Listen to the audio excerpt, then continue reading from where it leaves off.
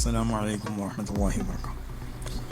أعوذ بوجه الله العظيم الذي ليس شيء أعظم منه وبكلمات الله التامات التي لا يجاوزهن بر ولا فاجر وبأسماء الله الحسنى التي ما علمنا منه وما لم نعلم من شر ما خلق وبرأ وذرى.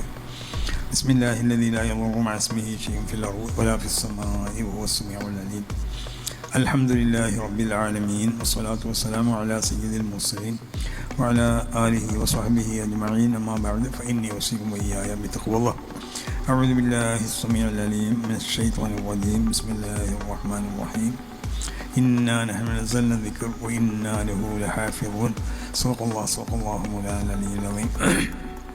ഏറ്റവും ബഹുമാനത്തിലുള്ള നമ്മുടെ ഈ സംഗമത്തിൻ്റെ അധ്യക്ഷൻ ബഹുമാനപ്പെട്ട KKS തങ്ങൾ, മറ്റ് വേദിയിൽ പുരുഷായ സമസ്ത കേരള ജമിയത്തുൽമയുടെയും അതിൻ്റെ പോഷക സംഘടനകളുടെയും നേതാക്കന്മാരാവുന്ന ബഹുമാനമുള്ള സാദാത്തുക്കൾ, പണ്ഡിതന്മാർ, മറ്റ് പ്രമുഖ വ്യക്തിത്വങ്ങൾ, ഈ മഹത്താവുന്ന സദസ്സിലിവിടെ ഒരുമിച്ച് കൂടിയ ബഹുമാനമുള്ള സമസ്ത കേരള ജമിയത്തുൽമയുടെയും അതിൻ്റെ പോഷക സംഘടനകളുടെയും നേതാക്കന്മാർ, പ്രവർത്തകർ, ബഹുമാനമുള്ളവർ, ഇവിടെ സൂചിപ്പിക്കപ്പെട്ടതുപോലെ വളരെ അധികം പ്രാധാന്യം നൽകുന്ന അല്ലെങ്കിൽ നൽകപ്പെടേണ്ട ഒരു സംഗമത്തിനാണ് നമ്മളിവിടെ സംബന്ധിച്ചിട്ടുള്ളത്. സമസ്ത കേരള ജമിയത്തുൽമ അത് ഒരു വിശുദ്ധമായ ഒരു ദീനി പ്രസ്ഥാനമാണ്. വിശുദ്ധമാവുന്ന ദീനിൻ്റെ സംരക്ഷണത്തിന് വേണ്ടി, അഥവാ മഹാന്മാരാവുന്ന വിശുദ്ധന്മാരാവുന്ന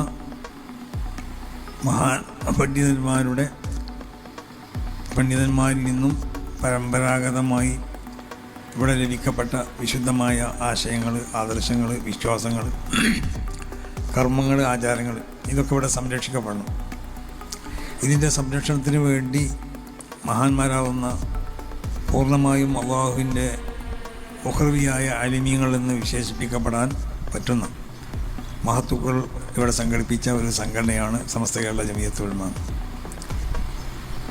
പഴയ കാലത്ത് നമ്മൾ പരിശോധിച്ച് നോക്കിയാൽ സംഘടിതമായി പ്രവർത്തിക്കേണ്ട ഒരു ആവശ്യമില്ലായിരുന്നു. റസൂൽ സല്ലല്ലാഹു അലൈഹി വസല്ലമ തങ്ങളുടെ കാലഘട്ടത്തിൽ നബി സല്ലല്ലാഹു അലൈഹി വസല്ലമ തങ്ങളെ കേന്ദ്രീകരിച്ച് മാത്രം വിശുദ്ധമാവുന്ന ദീനിൻ്റെ ദഅവത്തും അതിൻ്റെ പ്രചരണങ്ങളൊക്കെ നടത്തപ്പെട്ടു. പിന്നീട് ഖുലഫാഉൽ അർബഅത്തിൻ്റെ കാലഘട്ടത്തിൽ അബൂബക്കർ സിദ്ദീഖ് റളിയല്ലാഹു അൻഹുവിൻ്റെ കാലഘട്ടത്തിൽ അവരെ കേന്ദ്രീകരിച്ചുകൊണ്ട്, ഉമർ ബിൻ ഖത്താബ് റളിയല്ലാഹു തആല അൻഹുവിൻ്റെ കാലഘട്ടത്തിൽ അവരെ കേന്ദ്രീകരിച്ചുകൊണ്ട്, അങ്ങനെ ഖുലഫാഉൽ അർബഅത്തിൽ നിന്ന് മഹാനാവുന്ന ഉസ്മാൻ ബിൻ അഫ്ഫാൻ റളിയല്ലാഹു തആല അൻഹു, അലി റളിയല്ലാഹു തആല അൻഹു, ഇവരൊക്കെ കാലഘട്ടത്തിൽ അവരെ ഓരോ വ്യക്തികളെ കേന്ദ്രീകരിച്ചുകൊണ്ടാണ് വിശുദ്ധമാവുന്ന ദീനിൻ്റെ പ്രവർത്തനം നടത്തപ്പെട്ടത്.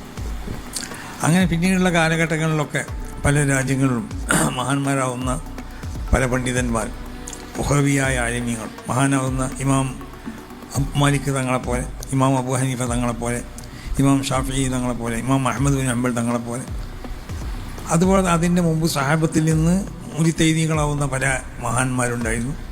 ഈ സൂചിപ്പിക്കപ്പെട്ട ഖുലഫാഉൽ അർബഅത്ത് മുജിത്തഹീദീങ്ങളായിരുന്നു. അവർക്ക് മദ്ഹബുകളുണ്ടായിരുന്നു. റസൂൽ സല്ലല്ലാഹു അലൈഹി വസല്ലമ തങ്ങളുടെ കാലശേഷം അവരെ മദ്ഹബിനെയാണ്, പലർക്കും പല മദ്ഹബുകളായിരുന്നു. അബൂബക്കർ റളിയല്ലാഹു അൻഹുവിനോട് ചിലർ വിശുദ്ധ ഖുർആനിലും തിരുസുന്നത്തിലും വ്യക്തമായി പറയപ്പെടാത്തത് വ്യംഗ്യമായിട്ടോ അല്ലെങ്കിൽ സൂചനപരമായിട്ടോ പറയപ്പെട്ടിട്ടുണ്ടാവും. അത് സഹാബത്തിൽ നിന്നുള്ള ബഹുഭൂരിപക്ഷം ആളുകൾക്കും ചിലപ്പോൾ അത് മനസ്സിലാക്കിക്കോളണമെന്നില്ല. അപ്പോൾ അത് അബൂബക്കർ റളിയല്ലാഹു തആല അൻഹു അത് മനസ്സിലാക്കാൻ പറ്റിയതായ വലിയ മഹാനായിരുന്നു. അപ്പോൾ അബൂബക്കർ റളിയല്ലാഹു അൻഹു പറഞ്ഞതനുസരിച്ചായിരിക്കും ചിലർ അങ്ങനത്തെ വിഷയത്തിൽ പ്രവർത്തിച്ചിട്ടുണ്ട്.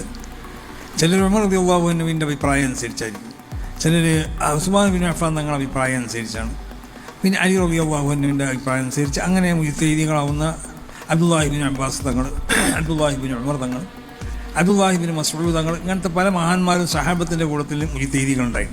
റസൂൽ സല്ലല്ലാഹു അലൈഹി വസല്ലമ തങ്ങളുടെ കാലഘട്ടത്തിന് ശേഷം സഹാബത്തിൽ നിന്നുള്ള പലരും അവലംബിച്ചത് ഈ പറയപ്പെടുന്ന പലരെയാണ്. അതിനുശേഷം താബിഈങ്ങൾ അവരുടെ കൂട്ടത്തിലും അങ്ങനെ ഉണ്ടായിരുന്നു. മുജ്തഹിദീങ്ങളാവുന്ന പല അയിമ്മത്തുകളുണ്ടായി. അന്ന് അത് വിശുദ്ധ ഖുർആനിലും തിരുസുന്നത്തിൽ നിന്നും സ്വന്തമായി മനസ്സിലാക്കാൻ കഴിയാത്തവർ ഈ മുജ്തഹിദീകളാവുന്ന അവരുടെ കാലഘട്ടത്തിലുള്ള മഹാന്മാരാവുന്ന ഉലമാവിൻ്റെ അഭിപ്രായം അനുസരിച്ചാണ് അവർ ചെയ്തത്. പിന്നീട് മദ്ഹബിൻ്റെ ഇമാമിയങ്ങൾ വന്നു. ആ മദ്ഹബിൻ്റെ ഇമാമിയങ്ങളെ അവിടെ പിൻപറ്റിക്കൊണ്ടിട്ട് ഒരു പ്രത്യേകമാവുന്ന സംവിധാനം ഇവിടെ നിലനിന്നു.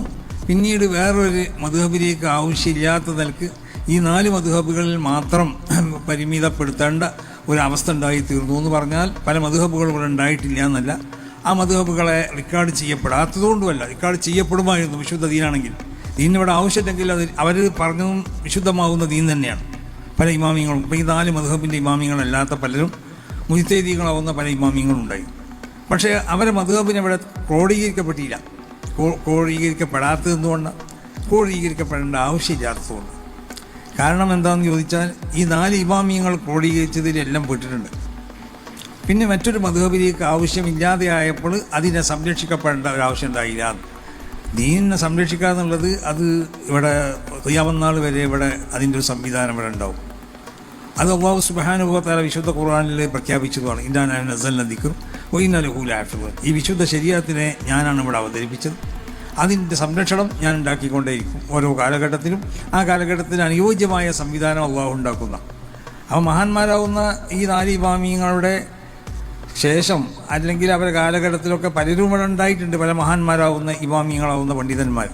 പക്ഷേ അവരുടെ അഭിപ്രായത്തിനുള്ളിലേക്ക് ആവശ്യമുണ്ടായില്ല. കാരണം അവർ രേഖ മനസ്സിലാക്കിയത് ഉള്ള വിവരങ്ങളും ഈ 4 ഇമാമിങ്ങളിൽ നിന്നുള്ള പലരും മനസ്സിലാക്കിയത് കൊണ്ട് അതിൽ മാത്രം ഒതുങ്ങുന്നതായ ഒരവസ്ഥയിലേക്ക് എത്തി.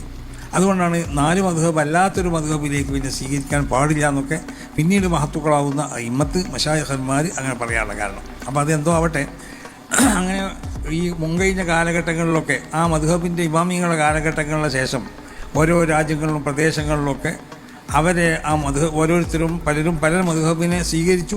ആ മദ്ഹബിനെ ആസ്പദമാക്കിക്കൊണ്ട് പല രാജ്യങ്ങളിലും പല ഇമ്മത്തും അവരെന്തായി പ്രവർത്തിച്ചു കൊണ്ടേയിരുന്നു. അന്നും ഒരു സംഘടിതമായ ഒരു പ്രവർത്തനത്തിലേക്ക് ആവശ്യമില്ലായിരുന്നു. കാരണം അവരൊക്കെ അതിന് ഓരോരുത്തരും ഓരോ സംഘടന തന്നെയായിരുന്നു, അവർ ഒരു സമൂഹമായിരുന്നു ഓരോരുത്തരും. അത്രമാത്രം ഇൽമിൻ്റെ എല്ലാ മേഖലയിലും ആയത്തിൽ പാണ്ഡിത്യമുള്ള മഹാന്മാരായിരുന്നു അവരൊക്കെ. അവർ അല്ലാഹു സുബ്ഹാനഹു വ തആല അള്ളാഹുവിൻ്റെ റസൂൽ പറഞ്ഞതുപോലെ മൻ തഅല്ലമ വ അല്ലമ വ അമില ബിമാ വ അമില ദുഇയ ഫിൽ മലകൂതി അളീമാണ്. പഠിക്കുക, പിന്നെ അതിനെ പഠിപ്പിക്കുക, പഠിച്ചതനുസരിച്ച് അമൽ ചെയ്യുക. എന്നാൽ ദുഇയ ഫിൽ മലകൂത്തി, ആലമുൽ മലക്കൂത്തിൽ അദ്ദേഹത്തെ വിളിക്കപ്പെടും. അളീം എന്നുള്ള പേരായിട്ടാണ് വിളിക്കപ്പെടാറ്. അതാരാണ്? ഉഖ്റവിയായ പണ്ഡിതന്മാരെ പറ്റിയാണ്. അള്ളാഹുവിൻ്റെ വിശുദ്ധമാവുന്ന ദീനിനെ പഠിച്ചു. ആ ദീനിനെ പഠിക്കുക മാത്രമല്ല ചെയ്തിട്ടുണ്ട്. പഠിച്ചാൽ മാത്രം പോലെ ഇൽമുണ്ടാവണമെങ്കിൽ, ഇൽമ് പഠിച്ചാലും ഇല്ലെങ്കിലൊക്കെ ഉണ്ടാവും. ഇനി പഠിച്ചാലും ചിലർക്ക് ഉണ്ടായ ഇൽമ് അത് ശരിയാത്തിൻ്റെ ഇൽമാണെന്നോട്ട് പറയാൻ പറ്റില്ല. നമ്മൾ വലിയ പണ്ഡിതന്മാരെന്ന് പറഞ്ഞ് ഓനെ ഖുർആനിനെ പറ്റി പറയാൻ കഴിയും, ഖുർആനിനെ വ്യാഖ്യാനിക്കും, ഹദീസിനെ വ്യാഖ്യാനിക്കും, അല്ലെങ്കിൽ മറ്റുള്ള അയിമ്മത്തിൻ്റെ അഖ്വാലുകളും ഒക്കെ പറഞ്ഞു തരാൻ കഴിയും. മസല ചോദിച്ചാൽ എന്നാലൊന്നും അവൻ റസൂലുള്ളാഹി സ്വല്ലല്ലാഹു അലൈഹി വസല്ലമ തങ്ങളിലേക്ക് ചെന്ന് മുട്ടുന്നതായ ഇൽമിൻ്റെ അവകാശിയാണെന്ന് അവനെ പറ്റി പറയാൻ പറ്റില്ല. അത് പറയണമെന്നുണ്ടെങ്കിൽ എന്ത് വേണമെന്നറിയോ? റസൂലുള്ളാഹിയിലുണ്ടായിരുന്ന ആ ഉന്നതമാവുന്ന സ്വഭാവ ഗുണങ്ങൾ ഒരു സാധാരണ മനുഷ്യൻ എന്നുള്ള നിലക്ക് പരമാവധി ഉണ്ടാക്കാൻ അവൻ ശ്രമിക്കണം. അതാണ് യഥാർത്ഥ ആലിമ് എന്ന് പറയുന്നത്. അപ്പോൾ ഒരു ആലിമിനിക്ക് ഉണ്ടാവേണ്ട ഗുണം എന്ന് പറഞ്ഞാൽ അത് ചില പ്രത്യേക മാനദണ്ഡങ്ങളാണ്. ആ മാനദണ്ഡങ്ങളുള്ള ആൾ മാത്രമേ ആലിമാവാൻ പറ്റുള്ളൂ. യഥാർത്ഥ ആലിമ അവനെ മാത്രമേ ആവുള്ളൂ. അതുകൊണ്ടാണ് റസൂൽ സല്ലല്ലാഹു അലൈഹി വസല്ലമ തങ്ങളെ സംബന്ധിച്ച് ഹിർക്കൽ ചക്രവർത്തിയെ അബൂ സുഫിയാനെ വിളിച്ച് പല ചോദിച്ചു നബിയോട് ബന്ധപ്പെട്ട വിവരങ്ങൾ. റസൂലുള്ളാഹി സ്വല്ലല്ലാഹു അലൈഹി വസല്ലമ തങ്ങൾ ഹിർക്കൽ ചക്രവർത്തിയെ കത്തെഴുതി ഇസ്ലാമിലേക്ക് വരാൻ വേണ്ടി. അപ്പോൾ അബൂ സുഫിയാൻ അന്നവിടെ കച്ചവടത്തിന് പോയത് അബൂ സുഫിയാൻ എന്നവർ, അവരന്ന് മുസ്ലിമായിട്ടില്ലായിരുന്നു. പക്ഷെ അവരോട് പല ചോദ്യം ചോദിച്ചു ഹിർക്കൽ ചക്രവർത്തി റസൂലുള്ളാഹിനെ പറ്റി. എല്ലാ ചോദ്യത്തിനും സത്യമായ മറുപടിയാണ് അബൂ സുഫിയാൻ പറഞ്ഞത്. ആ ചോദ്യത്തിൽ പ്രധാനപ്പെട്ട ഒരു ചോദ്യം ഉണ്ടായിരുന്നു, കൈഫ നസബുഹു ഫീക്കും, ഈ നബിയാണെന്ന് പറയുന്ന ആളുടെ തറവാടിൻ്റെ സ്വഭാവം എന്താണ്? അത് ഹിർക്കൽ ചക്രവർത്തിക്ക് അറിയാം. അദ്ദേഹം മുൻകഴിഞ്ഞ അമ്പിയാക്കന്മാരെ കൊണ്ട് വിശ്വസിച്ച ആളായിരുന്നു. അപ്പം നബി എന്ന് പറഞ്ഞാൽ ആ നബിക്ക് ഉണ്ടാവേണ്ട തറവാടിൻ്റെ സ്വഭാവത്തിനെ പറ്റിയാണ് ചോദിച്ചത്, കൈഫ നസബുഹു ഫീക്കും. അപ്പോൾ അബൂ സുഫിയാൻ മറുപടി പറഞ്ഞു, ഇന്നഹു ദൂ നസബിൻ ഫീന, ഞങ്ങളുടെ കൂട്ടത്തിൽ ഉയർന്ന തറവാട്ടുകാരനാണ്. അബൂ സുഫിയാനും ആ തറവാട്ടുകാരൻ തന്നെയായിരുന്നു. പക്ഷേ അബൂ സുഫിയാൻ അദ്ദേഹത്തിൻ്റെ ആളുകളോട് പറഞ്ഞു, പിന്നെ മുഹമ്മദിനെ പറ്റി ഹിർക്കൽ ചക്രവർത്തി ചോദിച്ചപ്പോൾ എല്ലാ ചോദ്യത്തിനും ശരിയായ ഉത്തരം പറയേണ്ടെന്ന് ഞാൻ എൻ്റെ മനസ്സിൽ വന്നു. പക്ഷേ ഞാൻ അങ്ങനെ പറഞ്ഞാൽ എന്നെപ്പറ്റി നിങ്ങൾ കള്ളനാണെന്ന് തെറ്റിദ്ധരിക്കുമല്ലോ നോപ്പുള്ളവർ. അപ്പോൾ ചില കുടുംബങ്ങൾക്കൊക്കെ അങ്ങനത്തെ ഒരു പ്രത്യേകത ഉണ്ടാവും. അതിപ്പോൾ ഇസ്ലാമിലേക്ക് വരണമെന്നില്ല. ഇസ്ലാമിലേക്ക് വരണതിൻ്റെ മുമ്പും ചില കുടുംബങ്ങൾക്ക് ചില ഉന്നതമാവുന്ന സ്വഭാവ ഗുണങ്ങളുണ്ടാവും. അവർ പൊള്ളു പറയില്ല, അവർ വഞ്ചിക്കൂല. ഇതൊക്കെ പരമ്പരാഗതമായി അവർ സൂക്ഷിക്കുന്നതായ സ്വഭാവ ഗുണങ്ങളായിരിക്കും. അപ്പോൾ അവിടെ അബൂ സുഫിയാൻ റസൂലുള്ളാഹിനെ പറ്റി പൊള്ളൊന്നും പറഞ്ഞില്ല. അപ്പോൾ ഹിർക്കൽ പിന്നെ ഓരോ ചോദ്യത്തിനെ പറ്റിയും പറഞ്ഞു. ഞാൻ അങ്ങനെ ചോദിക്കാൻ കാരണം, ഇങ്ങനെ ചോദിക്കാൻ കാരണം, ഇങ്ങനെ ചോദിക്കാൻ കാരണം. അപ്പോൾ ആ ചോദ്യത്തിൽ കൈഫ നസബു ഫീക്കും, തറവാടിൻ്റെ സ്വഭാവം എന്താണെന്ന് ഞാൻ ചോദിച്ചല്ലോ. അതിൻ്റെ കാരണം എന്താ? കദാലിക തുബഹത്തുൽ അംബിയാഉ ഫീ നസബി ഖൗമിഹി, അംബിയാക്കന്മാരെ അല്ലാഹു സുബ്ഹാനഹു വ തആല നിയോഗിക്കുക അവരുടെ ആ കാലഘട്ടത്തിലുള്ള ആ ജനങ്ങളെ ഉത്തമമാവുന്ന ഏറ്റവും ഉന്നതമാവുന്ന ഖബീലയിൽപ്പെട്ട ആളുകളെ ആയിരിക്കും. അപ്പോൾ അതുകൊണ്ടാണ് അപ്പോൾ അങ്ങനെ കുടുംബത്തിനെ പറ്റി ചോദിക്കാൻ കാരണം ഈ വിശുദ്ധമാവുന്ന ദീൻ, ആ ദീൻ കൈകാര്യം ചെയ്യണമെന്നുണ്ടെങ്കിൽ ഇൽമ് ഉണ്ടാവണം. ആ ഇൽമ് ആരിൽ ഉണ്ടാവണം? വളരെ ഉന്നതമാവുന്നതായ തറവാട്ടിൽ കൂടി വന്ന ആളുകൾ കൂടി ആവണം. അവൻ്റെ ഇൽമുണ്ടാവുമ്പോഴേ ആ ഉന്നതമാവുന്ന എല്ലാ സ്വഭാവങ്ങളും സംരക്ഷിക്കുള്ളൂ. അപ്പോൾ അങ്ങനത്തെ മഹാന്മാരായിരുന്നു ആ കാലഘട്ടത്തിലൊക്കെ ഉണ്ടായിരുന്ന, ലോകത്ത് ജീവിച്ചിരുന്ന സഹാബത്തിൽ നിന്നുള്ള പണ്ഡിതന്മാരാണെങ്കിലും താബീയങ്ങളിൽ നിന്നുള്ള പണ്ഡിതന്മാരാണെങ്കിലും താബീയങ്ങളിൽ നിന്നുള്ള പണ്ഡിതന്മാരാണെങ്കിലും അതിൻ്റെ ശേഷമുള്ളതായ ഓരോ നൂറ്റാണ്ടിൽ ജീവിച്ച പണ്ഡിതന്മാരും പല രാജ്യത്തിൻ്റെ പല ഭാഗങ്ങളിൽ അവർ ജീവിച്ചു. അവിടെ വിശുദ്ധമാവുന്ന ദീനിക്ക് അവരാണ് ഇവിടെ നേതൃത്വം നൽകിയവർ, മഹാന്മാരാവുന്ന പണ്ഡിതന്മാർ.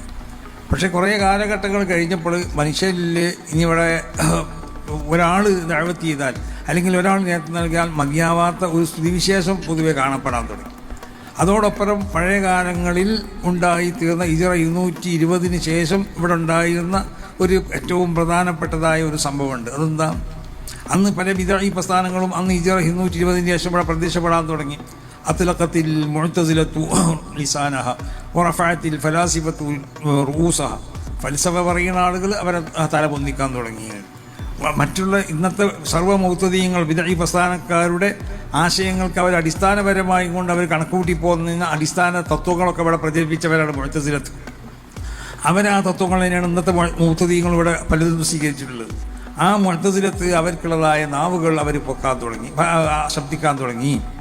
അപ്പോഴും അവിടെ എന്താക്കി, അതിനെ പ്രതിരോധിക്കാൻ വേണ്ടി അന്ന് ജീവിച്ചിരുന്ന പല പണ്ഡിതന്മാരും അവർ പല ഗ്രന്ഥങ്ങൾ എഴുതി അതിനെ പ്രതിരോധിച്ചു. അതുപോലുള്ളൊരു അവസ്ഥയാണ് കേരളത്തിൽ പിന്നുണ്ടായപ്പോൾ സമസ്ത കേരള ജമിയത്തുൽ ഉലമ എന്ന് പറഞ്ഞ ഈ മഹത്താവുന്ന പ്രസ്ഥാനത്തിനെ ഒരു സംഘടിത അടിസ്ഥാനത്തിൽ ഇവിടെ പ്രവർത്തിച്ചാലേ ഇതിനെ പ്രതിരോധിക്കാൻ കഴിയുള്ളൂ എന്ന് മനസ്സിലാക്കിയതിൻ്റെ അടിസ്ഥാനത്തിൽ ഒരു സംഘടനയ്ക്ക് ഇവിടെ രൂപം നൽകി. ആ സംഘടന ഏകദേശം 100 വർഷം കഴിഞ്ഞു. ഞാൻ ഇതിൻ്റെ അടുത്ത 26 100 വർഷം ഏകദേശം കഴിഞ്ഞിട്ടുണ്ടാവും. അപ്പോൾ ഈ പല കണക്കുകൾ അറബി കണക്ക് നോക്കുമ്പോൾ കഴിഞ്ഞിട്ടുണ്ടാവും, മറ്റേ കണക്ക് പ്രകാരം കഴിഞ്ഞുകൊണ്ടിരിക്കും. അപ്പോൾ അതിൻ്റെ ഒരു 100ാം വാർഷികമാണ് ഇവിടെ വരാൻ പോകുന്നത്. ഈ സംഘടനൻ്റെ ഒരു മഹത്വം എന്താണെന്ന് ചോദിച്ചാൽ ഈ 100 വർഷക്കാലം വിശുദ്ധമാവുന്നതായ ദീൻ അതിൻ്റെ യഥാർത്ഥ സ്വഭാവത്തിൽ അതിവിടെ പിടിച്ചു നിർത്താൻ വേണ്ടി ഈ സംഘടനയ്ക്ക് ഇവിടെ കഴിഞ്ഞു. അപ്പോൾ ഓരോ കാലഘട്ടത്തിലും അതിന് ഇവിടെ എതിർപ്പുകളോ അതിനെ നശിപ്പിക്കാൻ വേണ്ടി പലരും ശ്രമിച്ചിട്ടുണ്ട്. അത് ശ്രമിച്ചുകൊണ്ടേ ഇരിക്കുകയും ചെയ്യും. അപ്പോൾ അങ്ങനത്തെ പല പ്രശ്നങ്ങൾ ഓരോ മഹാന്മാരൊക്കെ ഈ സമസ്ത കേരള ജമിയത്തുൽ ഉലമയുടെ ചരിത്രം പരിശോധിച്ച് നോക്കിയാൽ ഓരോ കാലഘട്ടത്തിലും ഇതിനെതിരിൽ പല നിലക്കുള്ളതായ വിമർശനങ്ങളും ആക്ഷേപങ്ങളും ഇതിനെ നശിപ്പിക്കാനുള്ള ശ്രമങ്ങളൊക്കെ ബിദ്അഈ പ്രസ്ഥാനക്കാരുടെ സഹായത്തോടു കൂടി പലരും ഇവിടെ നടത്തിയിട്ടുണ്ട്. അതുപോലുള്ള പ്രവർത്തനങ്ങൾ ഇന്നും ഇവിടെ നടത്തിക്കൊണ്ടേയിരിക്കുകയാണ്. അപ്പോൾ ആര് നശിപ്പിക്കാൻ ശ്രമിച്ചാലും ഇത് ശരിയായ ഒരു അടിസ്ഥാനത്തിൻ്റെ മേലിൽ വിത്ത് പാകപ്പെട്ടതായ ഒരു സംഘടനയായതുകൊണ്ട്, മഹാന്മാരാവുന്ന മശായിഖന്മാർ സ്ഥാപിച്ച ഒരു സംഘടനയായതുകൊണ്ടിട്ട് അവർക്കുള്ള പ്രത്യേകമാവുന്ന നോട്ടവും അവരുടെ പ്രത്യേകമാവുന്ന മതതൊക്കെ എന്നും ഈ സംഘടനകൾക്ക് ഉണ്ടാവും. അതുകൊണ്ട് തന്നെയാണ് 10-15ഓളം പോഷക സംഘടനകളും ഓരോ പോഷക സംഘടനകൾക്ക് 4ഉം 5ഉം പോഷക സംഘടനകളൊക്കെ ഉണ്ടായി. അപ്പോൾ ഏതെങ്കിലും ഈ പൊള്ള് പ്രചരിപ്പിച്ചുകൊണ്ടിട്ട് ഇവിടെ പൊള്ളിനെ മാത്രം പ്രചരിപ്പിക്കാം, അന്നിലേക്ക് പ്രസ്ഥാനത്തിനെ എതിർക്കുക, പ്രസ്ഥാനത്തിനോട് ബന്ധപ്പെട്ട സംഗതികൾ എതിർക്കുക, അതാണ് ഇന്ന് ഇവിടെ നടന്നുകൊണ്ടിരിക്കുന്നത്. വെറും പൊള്ളു മാത്രമാണ് പ്രചരിപ്പിക്കപ്പെടുന്നത്. അത് ഹിജ്റ 220 വരെ ഇവിടെ സത്യം, ദീൻ കാര്യത്തിൽ സത്യം മാത്രം പറഞ്ഞുകൊണ്ട് ജനങ്ങൾ ഇവിടെ പ്രവർത്തിച്ച കാലഘട്ടം ഉണ്ടായി. അതിന് ശേഷമാണ് ഈ പൊള്ളുകളൊക്കെ ഇവിടെ ഉണ്ടാക്കാൻ തുടങ്ങിയത്, പ്രചരിക്കാൻ തുടങ്ങിയത്. അത് പിന്നെ ഇങ്ങനെ വ്യാപിച്ച് വരും. മനുഷ്യനങ്ങനെയല്ലേ പൊള്ളുണ്ടായി ലഹറൽ കരിബു ലുഹുവൻ ബയ്യനൻ, വളരെ വ്യക്തമായ നിലക്ക് പിന്നീട് കളവുകൾ കടന്നുകൂടാൻ തുടങ്ങി. ആ കളവുകൾ പ്രചരിപ്പിക്കപ്പെടാം. അതാണെന്ന് വാട്സപ്പ് അതുപോലത്തെ മറ്റുള്ളതായ മാധ്യമങ്ങൾ കൂടിയൊക്കെ പ്രചരിപ്പിക്കപ്പെടുന്നത്. അപ്പോൾ നമ്മളൊക്കെ ചെയ്യേണ്ടത് എന്താണെന്ന് ചോദിച്ചാൽ യഥാർത്ഥമാവുന്ന തഖ്വയിലേക്ക് നമ്മൾ മടങ്ങി വരണം. നമുക്കൊക്കെ തഖ്വ ഉണ്ടാകുന്ന ചോദിച്ചാലുണ്ട്, പക്ഷേ ആ തഖ്വൻ്റെ യഥാർത്ഥ സ്വഭാവത്തിലല്ല നമുക്കുള്ളത്. ഹൃദയത്തിൽ തഖ്വ ഒന്ന് ഇറങ്ങണമെന്നുണ്ടെങ്കിൽ എന്ത് വേണമെന്നറിയോ? ആ ഹൃദയത്തിനക്ക് വല്ലാതെ വിശുദ്ധി ഉണ്ടാവണം, നല്ല യഥാർത്ഥ തഖ്വ ഉണ്ടാവുള്ളൂ. ആ തഖ്വയിൽ നിന്ന് എന്താവണം? ഈമാൻ വളർന്ന് വലുതാവണം. ഈമാൻ എങ്ങനെയാണ്? അൽ ഈമാൻ യസീദു വയൻഖുസ്, ഈമാൻ വളരും ചെയ്യും ചെറുതാവുകയും ചെയ്യും. എങ്ങനെ ഈമാൻ വളർന്ന്? അത് തഖ്വ ഉണ്ടാക്കുന്ന കാര്യങ്ങൾ ചെയ്യുമ്പോൾ ഈമാൻ വളർന്നുകൊണ്ടേയിരിക്കും. അപ്പോൾ അങ്ങനെ വളർന്ന് ഈമാനെ വളർത്തിയെടുക്കണം. അത് വളർത്തിയെടുക്കണമെങ്കിൽ എന്ത് വേണം? അടിസ്ഥാനപരമായി ഈമാൻ വളരാൻ ആവശ്യമാവുന്ന അതിൻ്റെ വളങ്ങൾ ചേർത്ത് കൊടുക്കണം. അപ്പോൾ വളങ്ങൾ ചേർത്താൽ മാത്രം പോരാ, ഹൃദയത്തിനെ ആദ്യം തന്നെ ശുദ്ധീകരിക്കുകയും വേണം. ഈമാനിനോട് എതിരാവുന്ന സ്വഭാവങ്ങൾ ഹൃദയത്തിൽ ഉണ്ടാവാൻ പാടില്ല. നമ്മളൊക്കെ മോമിനിയങ്ങൾ എന്ന് പറഞ്ഞ് നമ്മൾ നടക്കണം. നമ്മൾ കൽബിൽ പരിശോധിച്ച് നോക്കിയാൽ കിബിർ, അസദ്, ഉജുബ്, റിയാദ് പോലത്തെ മോശമായ സ്വഭാവങ്ങളെ കൊണ്ട് നമ്മളെ ഹൃദയത്തിന് നടക്കപ്പെട്ടിരിക്കുകയാണ്. മഹാനാവുന്ന ഇഫായി ശേഖ് തങ്ങൾ പറഞ്ഞതുപോലെ അൽ ഖുലൂബു നൗആനി, 2 ജാതിയാണ് ഹൃദയങ്ങൾ. ഖൽബുൻ യൂലദ് വലം യഖീലഹു അൻ യൂലദ് ബൽ യസീറു ജദീനൻ ഫീ ബത്നി ശഹവാതി വൽ ഗയ്യി വൽ വലാൽ. തമ്മാടിത്തരം, ദുർമാർഗ്ഗം, തടിൻ്റെ ഇച്ഛകൾ എന്നൊക്കെ പറയുന്ന വൃത്തികേടുകളാവുന്ന വയറിൻ്റെ ഉള്ളിൽ ഒരു ചാപ്പിള്ളയായി നിൽക്കും ചില ആളുകൾക്കുള്ള ഹൃദയങ്ങൾ. ആ ഹൃദയങ്ങൾ പുറത്തു വരില്ല എന്ന് പറഞ്ഞാൽ ആ ഹൃദയങ്ങളെ കൊണ്ടുള്ള ഗുണങ്ങൾ പുറത്ത് കാണാൻ കഴിയില്ല. ആ ഹൃദയത്തിൽ ഈമാൻ ഉണ്ടാവും, പക്ഷേ ആ ഈമാൻ വളർന്ന് വികസിക്കില്ല. അത് എന്താവും അറിയൂ, അത് മുരടിച്ചു പോകും ആ ഈമാൻ. എന്താ കാരണം? ഈമാൻ വളരാൻ ആവശ്യമാവുന്ന സ്വഭാവ ഗുണങ്ങൾ നമ്മുടെ ഹൃദയത്തിലില്ലാതെ. അപ്പോൾ ഈമാനിനെ വളർത്താൻ മഹാന്മാരാവുന്ന മുറബിയായ മശായിഖന്മാർ ചെയ്യുന്നത് പോലെ അവരൊക്കെ അവരെന്തേ ചെയ്തിരുന്നത്? അവർ ഷേഖു കൗവല്ലതി അഹ്റജക ബിൻ സിജിനിൽ ഹവ, തടിൻ്റെ ഇച്ഛയിൽ നിന്ന് നിനക്ക് മോചനം നൽകാൻ ഷേഖ് ചെയ്യണം. അവരാണ് യഥാർത്ഥ ഷേഖ്. ഒമാസാല യജ്ലൂ മിർആത ഖൽബിക ഹത്താ തതജല്ലാ ഫീഹി അൻവാറു റബ്ബിക, റബ്ബിൻ്റെ പ്രഭകൾ നിൻ്റെ ഹൃദയത്തിൽ പതിക്കാൻ പറ്റുന്ന നിലക്ക് നിൻ്റെ ഹൃദയത്തെ കടഞ്ഞ് ശുദ്ധീകരിച്ച് തരാൻ ശേഖരിക്കുക ചെയ്യണം. അവനാണ് യഥാർത്ഥ ഷേഖ്. നിൻ്റെ കൈ പിടിച്ച് അള്ളാഹുവിൻ്റെ തിരുസന്നിധിയിലേക്ക് കൊണ്ടെത്തി അള്ളാഹുവിനോട് പറയുക ആദാ അബ്ദുക്ക്, ഇത് നിൻ്റെ അടിമയാണെന്നും നിന്നോട് പറയുക ആദാ റബ്ബുക്കും. ഈ അവസ്ഥ ഉള്ളവരാണ് യഥാർത്ഥ മശായിഖന്മാർ. അങ്ങനത്തെ മശായിഖന്മാർ മുൻകാലങ്ങളിലൊക്കെ അവർ ആ ഹൃദയത്തെ ശുദ്ധീകരിക്കാൻ വേണ്ടി പാടുപെട്ടു. അങ്ങനെയല്ലേ മഹാന്മാരാവുന്ന മശായിഖന്മാരൊക്കെ, മഹദി ശൈഖ് തങ്ങളൊക്കെ അവരെടുത്ത് ഒരു പ്രത്യേക ചെണ്ടനുണ്ട് എഴുതുന്ന തബുലുൽ ബാസ് എന്നാണ് അതിന് പറയൽ. അത് മുട്ടിക്കൊണ്ട് മൂപ്പര് ആവേശം കൊള്ളിച്ചു. മുരീദന്മാർ ദിക്റിയുള്ള സമയത്ത് അവർക്ക് ഉറക്ക് വന്നാൽ ആ നിലക്ക് അവരെ ദാക്കിരീങ്ങളാക്കി, അവരെ ആവേശം കൊള്ളിപ്പിച്ച് അവരെ ഹൃദയത്തിലെ ശുദ്ധീകരിച്ച് ഹൃദയത്തിൽ ഈമാനിൻ്റെ ആ പ്രഭകൾ അവതരിപ്പിക്കപ്പെടാൻ പറ്റുന്ന നിൽക്ക് പോലെ ഹൃദയത്തെ കടഞ്ഞ് ശുദ്ധീകരിച്ചെടുക്കുക. ഇവർക്കൊന്നും വേറെ താല്പര്യങ്ങളില്ലായിരിക്കും, അവർക്കൊന്നും ഭൗതികമായ ഒരു താല്പര്യങ്ങളും ഉണ്ടാവില്ല. അപ്പോൾ നമ്മൾക്ക് ഭൗതികമായ താല്പര്യങ്ങൾ പലതും നമ്മളിൽ കടന്നുകൂടി, ആ കടന്നുകൂടിയതനുസരിച്ച് നമ്മളെ വിശുദ്ധമാവുന്ന ഈമാനിക്കും ചില തകരാറുകൾ സംഭവിക്കാൻ തുടങ്ങി. അപ്പോൾ ഇത് മാറ്റിയെടുത്തിട്ട് നമ്മളെ ഹൃദയത്തിനെ വിശുദ്ധമാക്കി ഈമാനിനെ പ്രകാശിപ്പിക്കാൻ പറ്റുന്നതായ സ്വഭാവ ഗുണങ്ങൾ നമ്മളുണ്ടാവണം. എല്ലാ ഈ പുതിയ ഇപ്പോൾ നമുക്ക് വിദ്യാഭ്യാസ സ്ഥാപനങ്ങളില്ലാത്തതുകൊണ്ടല്ല, പല പുതിയ പദ്ധതികൾ നമ്മൾ ആവിഷ്കരിക്കാത്തതുകൊണ്ടല്ല, ഒന്നുകൊണ്ട് ഉദ്ദേശിക്കപ്പെടുന്ന ഗുണം കിട്ടണില്ലല്ലോ. പഴയ കാലത്ത് ഏതെങ്കിലും മൊല്ലാങ്ക മദ്രസ പഠിപ്പിച്ച് 2 or 3 ക്ലാസ് പഠിപ്പിച്ച് വിട്ട ഒരുത്തർക്ക് ഉണ്ടാകുന്ന ഗുണം ഇന്ന് നമ്മൾ 10, 12 ക്ലാസ്സിൽ പഠിച്ചാലും ഇനി വലിയ മുത്തവൽ ക്ലാസ് വരെ ഓതി കിതാബ് ഓതി പോയാലും അവർക്കും ഉണ്ടാവണില്ല. എന്താ കാരണം? തെക്കുവ പോവാണ്. തെക്കുവ ഉണ്ടാകണില്ല. പഴയ ആളുകൾക്ക് അങ്ങനെ ഇല്ലേത്. പഴയ മൊല്ലാക്കന്മാരെന്ന് പറഞ്ഞാൽ അവരൊക്കെ ഔലിയാക്കന്മാരായിരുന്നു. പഴയ കാലത്ത് മദ്രസ പഠിപ്പിച്ചിരുന്ന ആളുകൾ അവർ മൊല്ലാക്കന്മാർ, അവർ ശരിയായ സ്വാലിഹ്യങ്ങളാവുന്ന ആളുകളായിരുന്നു. കാരണം അവർ ഒരു കറാഹത്ത് അവർ ചെയ്യൂല, ഒരു ഖിലാഫുൽ അവർ ചെയ്യൂല.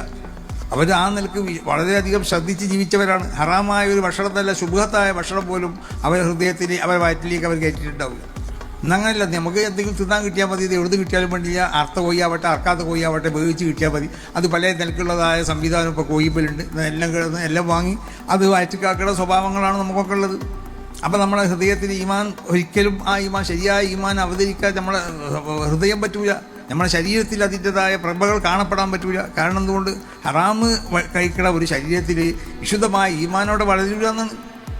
അപ്പോൾ നമ്മളൊക്കെ മോമിനിയങ്ങളായി അള്ളാഹു ചെയ്തു തന്ന ഒരു അനുഗ്രഹമാണ്. പക്ഷേ നമ്മളെ പ്രവർത്തനങ്ങളൊന്നും എന്താ പറയുക, നമ്മൾ പല നിലക്കുള്ള പ്രവർത്തനങ്ങളും കാലഘട്ടത്തിനോട് യോജിച്ചുകൊണ്ട് പലതും നമ്മൾ ചെയ്തുകൊണ്ടിരിക്കണം. കാലഘട്ടത്തിലുള്ള ഈ കാലഘട്ടത്തിൻ്റെ അവസ്ഥകൾ മനസ്സിലാക്കി ചെയ്യണം. അതൊരു പുതിയ സംഭവം തന്നെയാണ്. ഓരോ കാലഘട്ടത്തിലും ആ കാലഘട്ടത്തിലുള്ളതായ വിഷയങ്ങളെ പഠിച്ച് അതിനനുസൃതമായും കൊണ്ട് ദീനീ ദഅവത്ത് നമ്മൾ നടത്തണം. അത് ശരിയാണ്.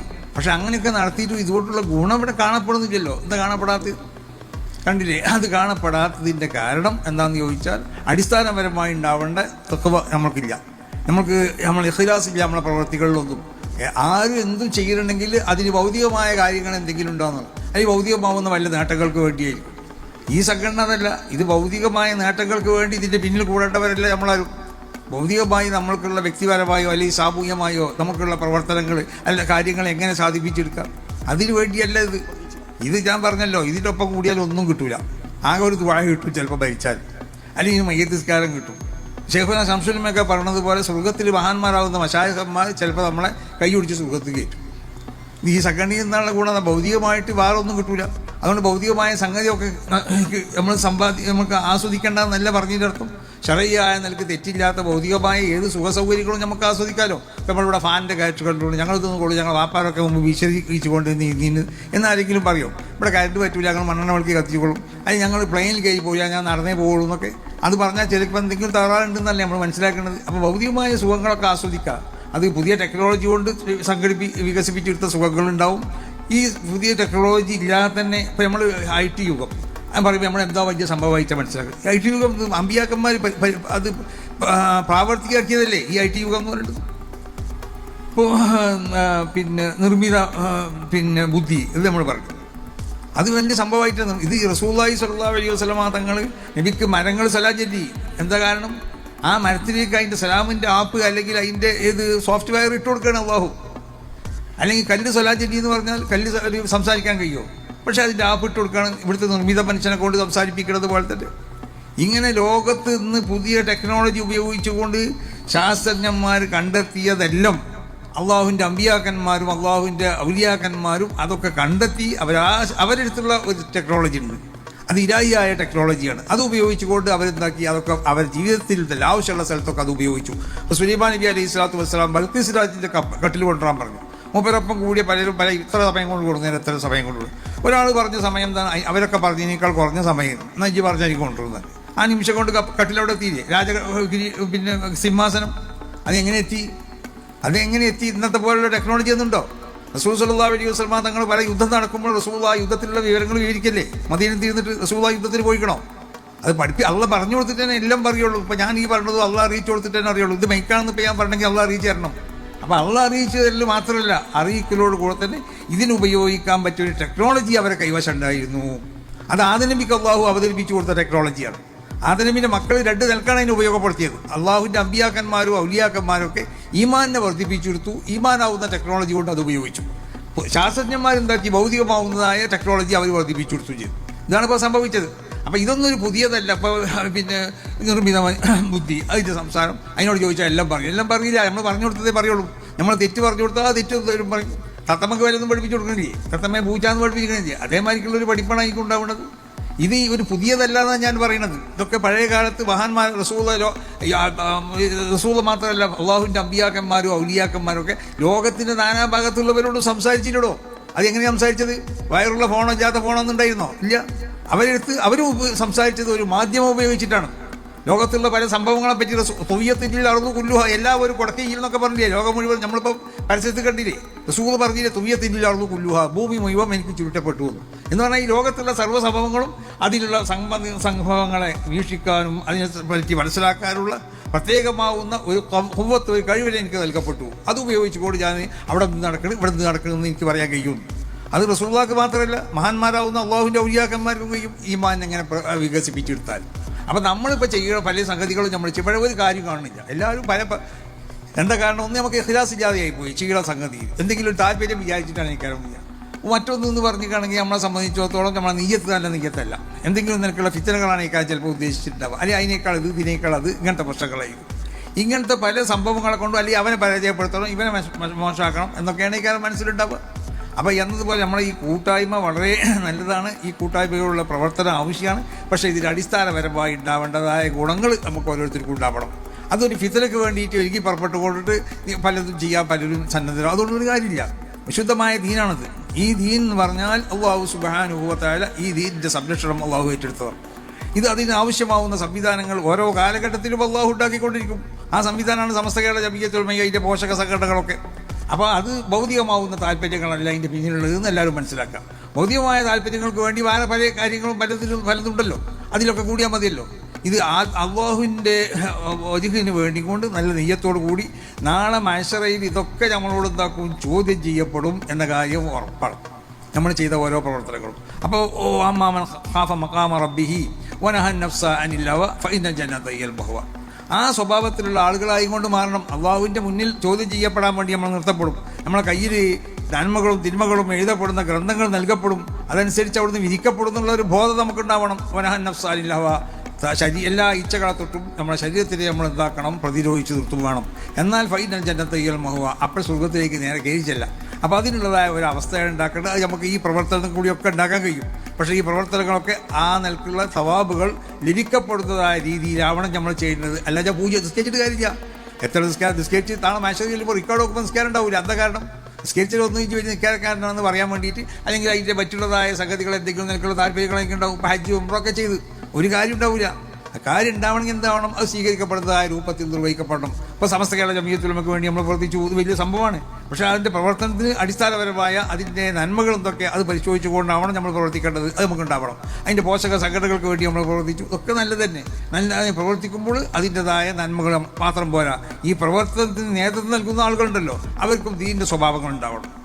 നമ്മൾ വന്ന് ചെയ്യുക അങ്ങനെ ഉണ്ടല്ലോ, ആളുകളോട് മറ്റൊന്നും പറയുക. അവനെ സംബന്ധിച്ച് മഹാനാവുന്ന ഷെയ്ഖുൽ മശായിഖ് ഖുത്ബുൽ അഖ്താബ് മുഹ്യിദ്ദീൻ അബ്ദുൽ ഖാദിർ ജിലാനി തങ്ങൾ പറഞ്ഞത് കഅന്നഹു ദിബുൻ അലൈഹി സിയാബ്, അവനൊരു ചന്നായിയെ പോലെയാണ്, അവൻ വസ്ത്രം ധരിച്ച ചന്നായിയെ പോലെയാണ്. ഒരാൾ പ്രസംഗിക്കുക അല്ലെങ്കിൽ ഒരാൾ ദീനീ പ്രവർത്തനം നടത്തുക, ആളുകളോട് നമ്മൾ നിസ്കരിക്കാൻ പറയാം. നമ്മൾ എന്തിനു നിസ്കരിച്ച് ഇത് തുറക്കാം, മനസ്സിലായോ? അപ്പോൾ ആളുകൾ പോയി ഉൽഹിറുന്നാസി തലസുഖ, ജനങ്ങൾ മുന്നിൽ വന്നൊക്കെ ഇബാദത്തിനെ പ്രകടമാക്കുക.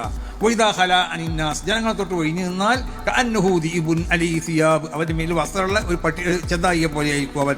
ആ നിലക്കുള്ള, അപ്പോൾ അവൻ രഹസ്യമായിട്ട് ഇവൻ പറയുന്നതിന് എതിര് ചെയ്യുക. ആ നിലക്കുള്ള പ്രവർത്തകരല്ല നമുക്ക് ആവശ്യം. ആ നിലക്കുള്ളതായ ആളുകളല്ല, ഞങ്ങൾ പ്രവർത്തകരുമാണെങ്കിൽ നേതാക്കന്മാരുമാണ്. അപ്പോൾ നേതാക്കന്മാരും പ്രവർത്തകരൊക്കെ അവരിൽ ഉണ്ടാവേണ്ട ഗുണങ്ങളുണ്ടല്ലോ, ആ ഗുണങ്ങളൊക്കെ ഉണ്ടാവണം. അതില്ലാത്ത നിലക്ക് നിങ്ങൾ പ്രവർത്തിച്ചാൽ നിങ്ങളുടെ പ്രവർത്തനങ്ങളൊന്നും അതെന്താവില്ല, വേണ്ടതുപോലുള്ള ഗുണം ലഭിക്കപ്പെടുന്നതല്ല. അപ്പോൾ മദ്രസ മാനേജ്മെൻറ്റ് അസോസിയേഷൻ അതൊരു വലിയ സംഭവമാണ്. സമസ്ത കേരള ജമിയത്തുൽ ഉലമക്ക് അതിൻ്റെ പ്രവർത്തനങ്ങൾക്കും ശക്തി പകരലാവണം നിങ്ങളുടെ ഉദ്ദേശങ്ങളൊക്കെ. ആ നിലക്ക് നിങ്ങൾ പ്രവർത്തിക്കണം. ഞാൻ പലപ്പോഴും പറയലുണ്ട്, മദ്രസ മാനേജ്മെൻറ്റിൻ്റെ പുതിയൊരു സർക്കുലറുണ്ട്. ഇപ്പോൾ എല്ലാ മദ്രസകളിലും എന്താണ് പൂർവ്വ വിദ്യാർത്ഥി സംഘടന ഉണ്ടാക്കണം. പൂർവ്വ വിദ്യാർത്ഥി സംഘടന ഉണ്ടാക്കണേ നടക്കണില്ല, പക്ഷേ അത് ശ്രദ്ധിക്കണം. കാരണം അതിൽ മദ്രസയിൽ പഠിച്ചു പോയാൽ പല ജാതി, പല ചിലവൻ നിരീശ്വരവാദി ഉണ്ടാവും, ചിലർ മുജാഹിദ് ഉണ്ടാവും, ചിലത് ജമാഅത്ത് ഇസ്ലാമിക്കാരുണ്ടാവും, ചില തബ്ലീഗ് ജമാഅത്തുകാരാണെങ്കിൽ അങ്ങനത്തെ ചില ആളുകൾ നിരീശ്വരവാദികളാണ്. ഇവരൊക്കെ കൂട്ടിക്കൊണ്ട് നമ്മൾ പിന്നെ പൂർവ്വ വിദ്യാർത്ഥി സംഘടന ഉണ്ടാക്കിയാലൊക്കെ ഉണ്ടാവും. അപ്പോൾ അത് വളരെയധികം ശ്രദ്ധിക്കണം. മദ്രസ മാനേജ്മെൻറ്റ് നിർദ്ദേശം അത് നല്ലത് തന്നെ. മദ്രസകളിലൊക്കെ പുതിയ പിന്നെ പൂർവ്വ വിദ്യാർത്ഥി സംഘം ഉണ്ടാക്കുക നല്ലത് തന്നെയാണ്. പക്ഷേ ആളെ പരിശോധിക്കണം. ഇതിൽ നമ്മൾ കേട്ടിന ആളുണ്ടല്ലോ, സമസ്ത കേരള ജമിയത്തുൽ ഉലമയുടെ ഏറ്റവും പ്രധാനപ്പെട്ട പോഷക സംഘടനകളിൽപ്പെട്ട ഒന്നാവുന്ന മാനേജ്മെൻറ്റ് അസോസിയേഷൻ. അതിന് നിർദ്ദേശം ചെയ്യുമ്പോൾ പൂർണ്ണമായും കൊണ്ട് അവർ സമസ്തക്ക് വിധേയമായ ആളുകളെ മാത്രമേ ആ പൂർവ്വ വിദ്യാർത്ഥി സംഘടനയിൽ നമ്മൾ ഉൾക്കൊള്ളിക്കാൻ പാടുള്ളൂ. മദ്രസ പഠിച്ചു പോയാലൊക്കെ പൂർവ്വ വിദ്യാർത്ഥിയാണ്, അതിപ്പോൾ എതിർപ്പൊന്നുമില്ല. പക്ഷേ നമ്മളുണ്ടാക്കുന്ന പൂർവ്വ വിദ്യാർത്ഥി സംഘടന പഠിച്ചു പോയാലും എല്ലാവരും അല്ല, നമുക്ക് പറ്റുന്ന ആളുകളെ മാത്രമേ ഉണ്ടാക്കാൻ പാടുള്ളൂ. നമുക്ക് പറ്റുകയെന്ന് പറഞ്ഞാൽ സമസ്ത കേരള ജമിയത്തുൽ ഉലമയെ പൂർണ്ണമായും അംഗീകരിക്കണവർ, അല്ലാത്തവരത്തിനും പറ്റൂല. അങ്ങനെ ഒരു പൂർവ്വ വിദ്യാർത്ഥി സംഘടനക്കൊണ്ട് ആവശ്യമില്ല. അപ്പോൾ അതൊക്കെ വളരെയധികം ശ്രദ്ധിച്ചുകൊണ്ട് താല്പര്യങ്ങൾ എന്തെങ്കിലും മുന്നിൽ നിർത്തിക്കൊണ്ടുള്ളതായ പ്രവൃത്തി നടത്തിയാൽ അത് ഒരിക്കലും വിജയിക്കില്ല. അത് മനസ്സിലാക്കിയാൽ മതി. കാരണം ഇത് ദീനാണ്, ഈ ദീനിനെ പൊളിക്കാൻ വേണ്ടി ആരും ശ്രമിക്കരുത്. അതിനെ നിലനിൽക്ക് നടത്തിക്കൊണ്ടുപോകാനുള്ള ശ്രമമാണ് നമ്മൾ ഇന്നുണ്ടാവേണ്ടത്. അത് ഖിയാമത്ത് നാൾ വരെ ഇതിൻ്റെ ആശയങ്ങൾ അല്ലെങ്കിൽ സംരക്ഷിക്കപ്പെടുന്ന കാലം വരെ ഇതിവിടെ സംരക്ഷിക്കപ്പെടണം. പിന്നീട് ഇവിടെ ഒരു കാലം വരും എന്ന് പറഞ്ഞില്ലേ, ഇവിടെ ഇസ്ലാം എന്ന് കേൾക്കുള്ളൂ. ഇസ്ലാം എന്ന് പറഞ്ഞേക്കാം, ആരാ മുസ്ലിം എന്നുള്ളത് തിരിയില്ല. ആ നിലക്കുള്ള ഒരു കാലഘട്ടം ഇവിടെ വരും. ആ കാലഘട്ടം വരുമ്പോൾ ആ കാലഘട്ടത്തിലുണ്ടാവുന്ന പണ്ഡിതന്മാരെ പറ്റിയും അന്നത്തെ അവസ്ഥയെ പറ്റിയൊക്കെ റസൂൽ പറഞ്ഞല്ലോ. അതിൽ നിന്നുള്ള ചില സ്വഭാവങ്ങളൊക്കെ ഇപ്പം കാണപ്പെടാൻ തുടങ്ങി. ഇന്നത്തെ അതിൻ്റെ അവസ്ഥകളൊക്കെ നമ്മളെ സ്വഭാവങ്ങൾ നമ്മൾ ഖുർആൻ ഇപ്പോൾ ആരെങ്കിലും ഓതിലുണ്ടോ? മുസാഹിബ് കൊണ്ട് ഈ അട്ടിക്കിടാതില്ലാതെ പണ്ടൊക്കെ മരിച്ചാൽ അടുത്ത വീട്ടിൽ നിന്നൊക്കെ മുസാഹിബ് കൊണ്ടുവരും. കാരണം ആകെ ഒരു മുസാഹിബ് വീട്ടിലുണ്ടാവുള്ളൂ. ഇപ്പം അങ്ങനെയല്ല. ഇപ്പോൾ എല്ലാവരും ഗൾഫിലൊക്കെ പോയി വരുമ്പോൾ അല്ലെങ്കിൽ അവിടുന്ന് ഫ്രീ കിട്ടുമ്പോൾ കുറേ മുസാഹിബ് കൊടുത്ത് അട്ടി കൊടുത്ത് വെച്ചിട്ടുണ്ടോ? ആരെങ്കിലും ഓതിലുണ്ടോ? അങ്ങനത്തെ ഒരു കാലഘട്ടം വരുമെന്ന് പറഞ്ഞു. അതിപ്പോൾ ഇവിടെ സംഭവിച്ചുകൊണ്ടിരിക്കുകയാണ്. ഇനി കുറേ കഴിയുമ്പോൾ ഇസ്ലാം എന്ന് കേൾക്കാം, ആരാണ് മുസ്ലിം എന്ന് അറിയില്ല. അങ്ങനത്തെ ഒരു കാലഘട്ടം ഇവിടെ വരും. ഇസ്ലാം എന്ന് തന്നെ മതം ഇവിടെ ഉണ്ടായിരുന്നു, ഞാനില്ല. അപ്പോൾ നമ്മൾ വളരെയധികം ശ്രദ്ധിക്കണം. വളരെ ഫിത്തനകൾ നിറഞ്ഞ ഒരു കാലഘട്ടമാണ്. എല്ലാ നിലക്കുള്ള ഫിത്തനകളും കളവുകളൊക്കെ പ്രചരിപ്പിച്ചുകൊണ്ട് നന്മയെ എതിർക്കപ്പെടുന്നതായ ഒരു കാലഘട്ടമാണ് നമ്മളെ മുന്നിൽ കണ്ടുകൊണ്ടിരിക്കുന്നത്. അതുകൊണ്ട് പ്രവർത്തകരും നേതാക്കന്മാരൊക്കെ ദീനിയായ സ്വഭാവങ്ങൾ പൂർണ്ണമായി ഉൾക്കൊള്ളാൻ വേണ്ടി ശ്രമിക്കുക, ഈമാനെ വികസിപ്പിച്ചെടുക്കാൻ വേണ്ടി ശ്രമിക്കുക. വിശുദ്ധമാവുന്നതായ അദ്കാറുകളും മറ്റതൊക്കെ ചൊല്ലി അതുകൊണ്ട് ശോലാവ് ഇതൊക്കെ സ്വീകരിക്കപ്പെടുന്ന രൂപത്തിലാവണമെന്നുണ്ടെങ്കിൽ അതിനടിസ്ഥാനപരമായി വേണ്ടതായ ഗുണങ്ങളും അതിൻ്റെ ഉപാധികളൊക്കെ പാലിച്ചുകൊണ്ട് ചെയ്യുക. അങ്ങനെ ചെയ്യാൻ അല്ലാഹു സുബ്ഹാനഹു വ തആല തൗഫീഖ് ചെയ്യട്ടെ. ഈ സംഘടനയെ അല്ലാഹു യമന്ന എല്ലാവിധ അശതകളിൽ നിന്നും അള്ളാഹു കാത്തുരക്ഷിക്കട്ടെ. ഇതിന് അള്ളാഹു എല്ലാ നിലക്കുള്ള ഇസ്സത്തിലും പ്രതാപത്തിലും ആയിക്കൊണ്ട് അള്ളാഹു ഈ സംഘടനയെ അള്ളാഹു കബൂൾ ചെയ്യട്ടെ. ഇതിന് വരാൻ പോണ 100-ാം വാർഷികം ചരിത്ര സംഭവമായി കൊണ്ടിട്ട് അതിനെ നടത്താനും അതിന് വേണ്ട സൗകര്യങ്ങൾ ചെയ്യാനൊക്കെ അള്ളാഹു നമുക്കൊക്കെ തൗഫീഖ് ചെയ്യട്ടെ. നമുക്ക് ദീനാണ് ഏറ്റവും വലുത് എന്നുള്ള വിശ്വാസം എല്ലാവരുടെ മനസ്സിലുണ്ടാവുക. മരണം എന്നുള്ളത് ഉറപ്പാണ്. എന്നായാലും ഒരു ദിവസം ഇവിടുന്ന് മരിച്ചു പോകും. അതിൻ്റെ ശേഷം ഉണ്ടാവുന്നതായ അവസ്ഥകളെ പറ്റിയൊക്കെ നമ്മൾ പഠിച്ചതാണ്. ഇതിനൊക്കെ സന്തോഷകരമായ ഒരു അവസ്ഥ നമുക്ക് ലഭിക്കപ്പെടണമെന്നുണ്ടെങ്കിൽ ഈ ശരിയായ റൂട്ടിൽ കൂടി സഞ്ചരിച്ചോ, ശരിയായ ഈ സംഘടന അതിൻ്റെ പിന്നിൽ ഉറച്ചു നിന്നു. അല്ലാഹു സുബ്ഹാനഹു വ തആല കാത്തുരക്ഷിക്കട്ടെ എന്ന് ദുആ ചെയ്തുകൊണ്ട് ഉദ്ഘാടനം ചെയ്തതായി പ്രഖ്യാപിക്കുന്നു. അസ്സലാമു അലൈക്കും വറഹ്മത്തുള്ളാഹി.